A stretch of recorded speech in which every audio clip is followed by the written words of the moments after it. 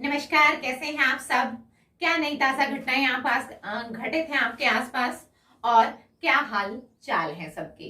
सबके मन में यही जिज्ञासा होती है, जब हम पहली बार किसी से मिलते हैं तो हर कोई एक नया ताजा घटनाक्रम जानने का उत्सुक रहता है और उन घटनाक्रम की जानकारी देना, सबसे पहले जो समाचार घटनाएं घटित की सूचनाएं देना समाचार होते हैं।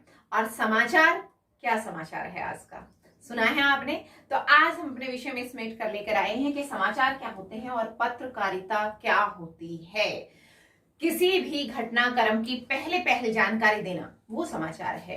किसी घटना को उत्तेजित करने वाली घटना या प्रेरणा देने वाली घटना वो भी समाचार है। अब तथ्य क्या है कि सभी समाचारों को एक श्रृंखलाबद्ध रूप में पेश करना वो किसका कार्य है? पत्रकारिता का। यानी तथ्य पत्रकारिता का क्या हो सकता है? सूचनाओं को संकलित और संपादित कर आम पाठक तक पहुंचाना पत्रकारिता है। स्पष्ट हो गया पत्रकारिता। इसके बाद हम देखेंगे कि समाचार क्या हैं। समाचार अभी जैसे मैंने बताया वो सभी सार संक्षेप में समाचार की एक उदाहरण हो सकते हैं, परिभाषा हो सकते हैं, लेकिन सभी को मिश्रित करके हम लेते हैं किसी भी ताजा घटना, विचार या समस्या की रिपोर्ट जिसमें अधिक से अधिक लोगों की रुचि होती है और उसके साथ में वो प्रभावकारी होती है, प्रभावशालिनी होती है, वे सभी क्या कहलाते हैं? समाचार कहलाते हैं। स्पष्ट हो गया समाचार। लेकिन तथ्य है कि पत्रकारिता या समाचार है सीधे हम तक नहीं पहुंचते हैं, बल्कि क्या होता है कि एक विशेषताएं उसके अंदर समेटे हुए होते हैं कि समाचार के कौन से ऐसे तत्व हैं जो प्रेरित करते हैं किसी भी समाचार, किसी भी घटना को समाचार बनने के लिए। तो कौन सी भी घटनाएं हैं, कौन से भी तत्व हैं जो किसी सूचना को समाचार बना देते हैं। हर घटना तो समाचार नहीं बनती ना। हाँ, तो कौन सी ऐसी विशेषताएं हैं, कौन से ऐसे तथ्य हैं जिनके आधार पर एक घटना है वो समाचार बन सकती है, नजर डालते हैं एक बार। समाचार के तत्व। समाचार के तत्व में सबसे पहले है नवीनता। नवीनता का तथ्य क्या है कि घटना जितनी नवीन होती है, नई होती है, जितनी जल्दी एक पाठक वर्ग तक पहुंचती है वो क्या बन जाती है? समाचार। ध्यान दीजिए कि जो भी घटना, जो भी सूचना तेजी से पहुंचती है, चाहे वो कोई भी घटना हमारे आसपास घटित हो रही हो, जो न्यूज चैनल जितनी जल्दी लेकर आता है उस घटना को, उतना ही वो उत्साह पैदा करने वाली होती है। 24 घंटे तक तो ये मानकर चलिए कि पहले एग्जाम का रिजल्ट जब आता था तो क्या होता है कि पहले जो चीज लेकर आती है, चाहे वो अखबार में पब्लिश हो, चाहे फिर वो टेलीविजन पर दिखाया जाए या फिर कोई गजट के माध्यम से, लेकिन जब पहले जो चीज लेकर आती है उसका क्रेज सबसे ज्यादा होता है और जैसे जैसे वो खबर पुरानी होती जाती है तो उसका क्रेज घट जाता है। कहने का अभिप्राय क्या है कि नवीनता सबसे महत्वपूर्ण तथ्य है कि नवीन जो घटना होती है वो समाचार का रूप धारण कर लेती है। दूसरा है निकटता। निकटता से हमारा तात्पर्य है कि जितना श्रोता के एक दायरे में रहता है, श्रोता के दायरे में जितनी घटनाएं घटित होती है, जितने निकट वो होता है, उतनी ही रुचि उसकी बढ़ती चली जाती है। और उसके बाद है प्रभाव, कि कोई घटना कितने लोगों पर प्रभाव डाल सकती है, कितना प्रभावित कर सकती है और उस घटना का प्रभाव किस क्षेत्र में ज्यादा या कम हो सकता है, वो भी किसी सूचना को समाचार बनाने में महत्वपूर्ण उत्तरदायित्व निभाता है।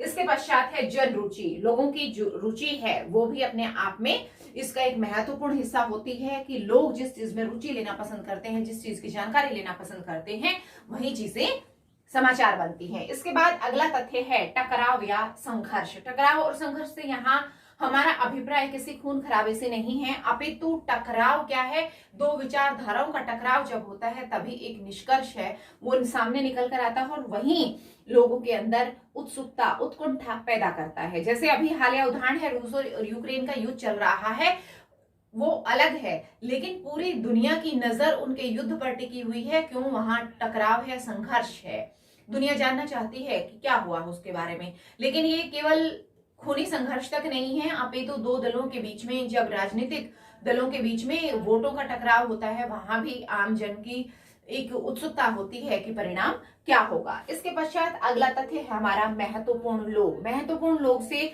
अभिप्राय हमारा विशेष रोल मॉडल से या उस सेलिब्रिटीज से है जो सबके लिए एक खास मुद्दे का कार्य करती है। वे फिल्मी सितारे भी हो सकते हैं, खिलाड़ी भी हो सकते हैं, या फिर कोई राजनेता भी हो सकता है। हालांकि हर एक का, जैसे विवाह लीजिए कि किसी विवाह है वो एक निजी मामला होता है, लेकिन किसी सेलिब्रिटी का विवाह है वो भी खबरों में आ जाता है। इसके पश्चात क्या है, उपयोगी जानकारी। उपयोगी जानकारी है वो भी समाचार का रूप धारण कर लेती है। जैसे हर हिस्से के लोग जानना चाहते हैं कि बिजली कट किस कॉलोनी में रहेगा, मौसम की भविष्यवाणी क्या रहेगी, या फिर कोरोना काल में जितने भी संबंधित जानकारियां थी सभी लोग एक छोटी से छोटी जानकारी को हासिल कर लेना चाहते थे। स्पष्ट होगा।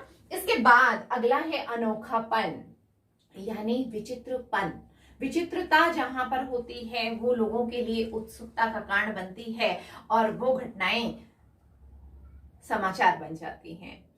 अर्थ क्या है, साधारण उदाहरण लीजिए कि अगर कुत्ता आदमी को काट ले, सिंपल है, साधारण है, कोई उत्सुकता नहीं है। लेकिन अगर कुत्ता आदमी को काट ले, आदमी कुत्ते को काट ले, तो वो क्या होगा, विचित्रता है, अनोखापन है, तो वहां क्या होगा, ये समाचार होगा। इसके पश्चात है पाठक वर्ग। पाठक वर्ग एक विशेष पाठक वर्ग होता है जो किसी खास समाचार के लिए हमेशा एक नजर रखता है कि ये समाचार है, चाहे वो अर्थव्यवस्था से संबंधित है या राजनीति से संबंधित है, तो एक खास पाठक वर्ग है, वो विशेष खबरों के लिए लालायित होता है, उन पर पैनी नजर रखता है। इसके पश्चात है नीतिगत ढांचा।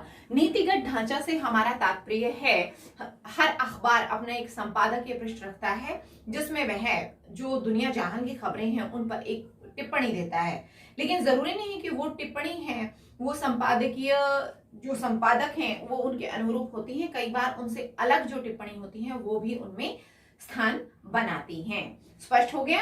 अब इसके बाद क्या है कि ये सभी चीजें एक समाचार बनने के लिए जरूरी होती हैं। इसके बाद क्या है कि जब समाचार हम तक पहुंचते हैं तो देखिए सीधे नहीं होते, बल्कि क्या होता है कि रिपोर्टर है वो लिखकर संपादक को देता है और संपादक या उप संपादक है वो क्या करता है कि उनकी जो व्याकरणिक शुद्धता है उसकी कसौटी पर कसता है। उस कार्य को कहते हैं संपादन। संपादन स्पष्ट हुआ। संपादक का कार्य होता है कि खबरों का विश्लेषण करना और उनका संपादन करना, उनको व्याकरणिक दृष्टि से शुद्ध करना, और शुद्ध करने के पश्चात उनके समाचारों के बनाने के सिद्धांत क्या हो गए। सबसे पहले तथ्यों की शुद्धता यानी एक्यूरेसी, कि तथ्य हैं वो आंकड़े हैं बिल्कुल सही होने चाहिए। किसी भी अगर विषय को लेकर हम कोई प्रस्तुत करना चाहते हैं कोई समाचार, तो उसमें उपयुक्त आंकड़े हैं वो बिल्कुल शुद्ध होने चाहिए, सटीक होने चाहिए। स्पष्ट हो गया।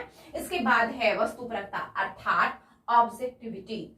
ऑब्जेक्टिविटी ये देखिए एक्यूरेसी से बिल्कुल अलग है। तथ्यों की शुद्धता से हमारा अभिप्राय आंकड़ों से है और वस्तुपरकता से हमारा अभिप्राय किसी भी समाचार को लेकर लोगों के मन में उसके प्रति पूर्वाग्रह से होता है कि कोई समाचार सुनकर लोग अपने मन में क्या धारणाएं बनाते हैं। स्पष्ट हो गया।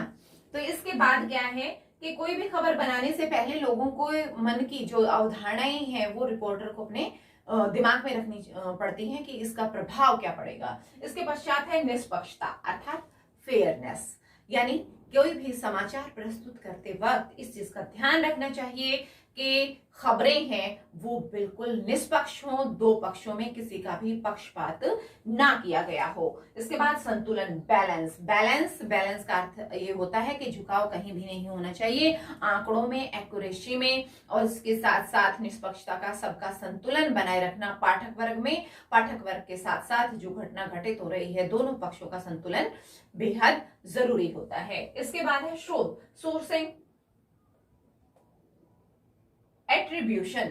सोर्सिंग एट्रीब्यूशन क्या होता है कि जो स्रोत जहां से घटना घटित हो रही है, हम जो आंकड़े जुटा रहे हैं वो क्या होना चाहिए, मान्य होना चाहिए। और ये सारी चीजें हैं वो मिलकर किसके सिद्धांत, जो समाचार के पत्रकारिता के सिद्धांत हैं वो उनके रूप में उभर कर सामने आती है। उम्मीद है ये चीजें आपको स्पष्ट हो गई होंगी। अब चलते हैं हम पत्रकारिता के प्रकार की तरफ कि पत्रकारिता कितने प्रकार की होती है। पत्रकारिता सबसे पहले हम लेते हैं खोज परक पत्रकारिता।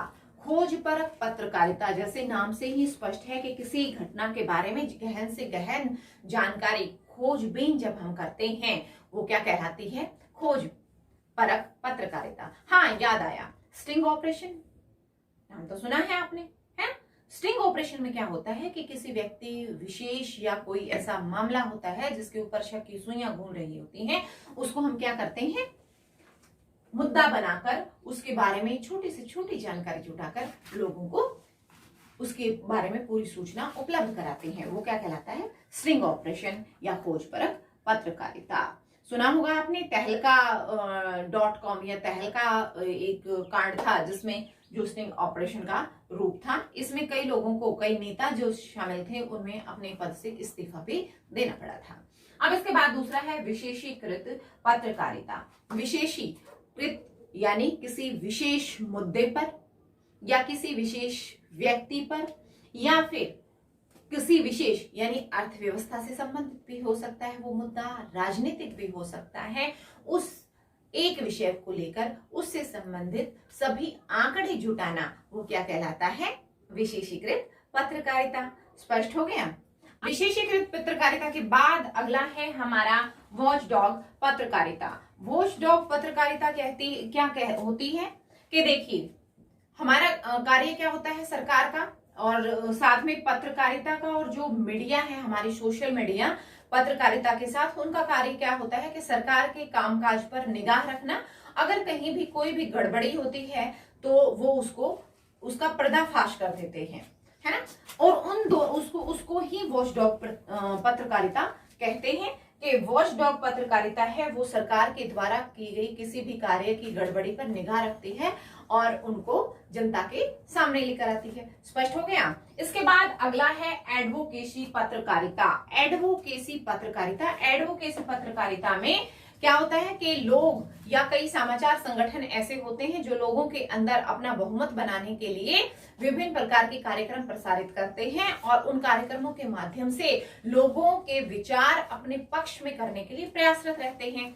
उसी पत्रकारिता को एडवोकेसी पत्रकारिता कहते हैं। इसमें क्या होता है कि जैसे जेसिका लाल हत्याकांड सुना था आपने, जेसिका लाल हत्याकांड, जी बिल्कुल। उसमें क्या हुआ था कि लोगों की सहानुभूति अपने पक्ष में करने के लिए और जेसिका को न्याय दिलाने के लिए विभिन्न संगठनों के द्वारा विभिन्न कार्यक्रम चलाए गए थे ताकि लोगों के पक्ष, लोगों को उनका फेवर मिल सके। स्पष्ट हो गया। तो वो क्या थी, बिल्कुल सही, एडवोकेसी पत्रकारिता। इसके पश्चात अगला है हमारे सामने वैकल्पिक पत्रकारिता। देखिए, वैकल्पिक पत्रकारिता अल्टरनेटिव होती है ऐसा हमें प्रतीत होता है, लेकिन क्या होता है, जैसे जो मीडिया, समझ में आ रहा है, जो मीडिया सीधा सरकार से तारुफ रखता है, उसे सीधा परिचित होता है, उसकी घटनाक्रम को प्रस्तुत करता है, वो क्या कहता है, मुख्य मीडिया। वो क्या होती है, मुख्य मीडिया। और उस विचारधारा में और आम जनता की जो विचारधारा है उसको क्या है, उसका तालमेल बिठाने के लिए, संतुलन बनाने के लिए जो मीडिया उभर कर सामने आता है उसको वैकल्पिक पत्रकारिता कहते हैं। वैकल्पिक पत्रकारिता में एक है ना, अपने विचार होते हैं, ठीक है, लोगों के अपने विचार होते हैं, सरकार का इससे कोई लेना देना नहीं होता। और यही कारण है कि सरकार का कोई लेना देना नहीं होता तो आम जो लोग हैं उनका भी कोई खास इसमें रुचि नहीं होती है। केवल एक व्यक्ति विशेष या संस्था विशेष तालमेल बनाने के लिए और केवल पाठक वर्ग का सहारा लेकर वैकल्पिक पत्रकारिता को सुदृढ़ किया जाने का प्रयास करता रहा है। स्पष्ट हो गया। वैकल्पिक पत्रकारिता के साथ में एक पत्रकारिता तेजी से उभरकर और सामने आ रही है जिसको कहते हैं पेज थ्री पत्रकारिता। पेज थ्री पत्रकारिता को पीत पत्रकारिता भी कहते हैं। इसका उद्देश्य, दोस्तों ध्यान रखिए कि इसका उद्देश्य सिर्फ और सिर्फ मनोरंजन को या हमारे जो फिल्मी अभिनेता अभिनेत्री हैं उनके जीवन से जुड़ी हुई खबरों को निकालकर बाहर लेकर आना होता है और लोगों का मनोरंजन करना होता है। स्पष्ट हो गया। ये कहलाते हैं पीत पत्रकारिता। बिल्कुल, ये थे पत्रकारिता को लेकर मुख्य पॉइंट इनके, पत्रकारिता जर्नलिज्म। तो उम्मीद है मुझे कि स्पष्ट हो गया होगा आपको।